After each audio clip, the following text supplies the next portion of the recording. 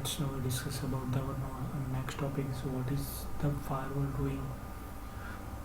In order to talk with this topic, we need to set up some vocabulary to talk about the zones.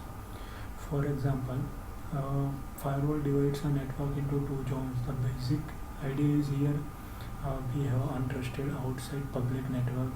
This is, for example, it's internet, and we have a trusted inside local network zone, which would be inside of our home or inside of our business. So here is the two groups, trusted or untrusted.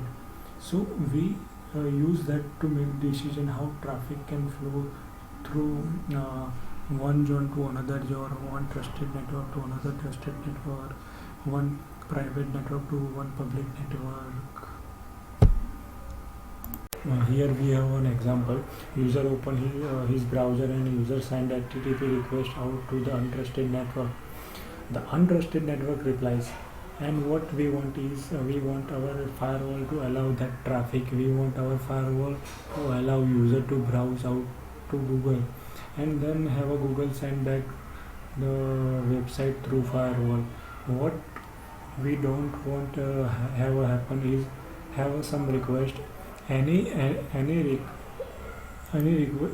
other request coming from untrusted network to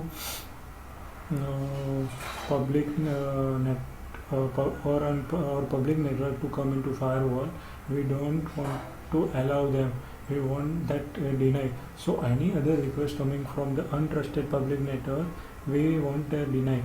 The only traffic we won't allow is here the traffic that user request from Google or some other website and allow the back into the firewall. So if we want a user to be able to serve the web or build the TCP session with the device on the internet, but we don't want any device from public network building a TCP session with the users. This is only one half of what we want our firewall to do through, because in the case we want system so that the public internet can't access our internal stuff or any internal system, but our internal user can access the internet. We have another example. If we have set up a website in our trusted local network behind the firewall, and that website is accessible from the untrusted network, so if any users from untrusted networks able to make HTTP request or website request to our server, we have to allow that request in firewall, and also they will get the response from our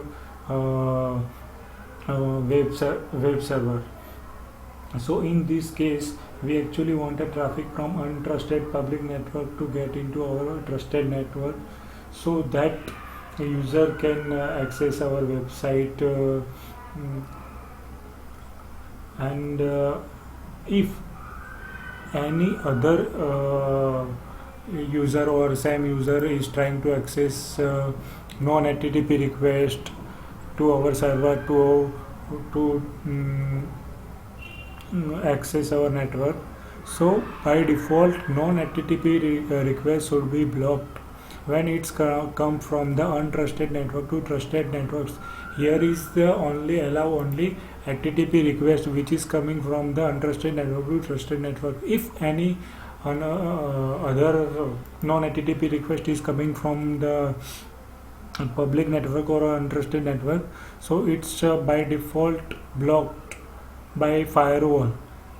So this is our second example. In this example, we are allowing HTTP request only from untrusted network to trusted network.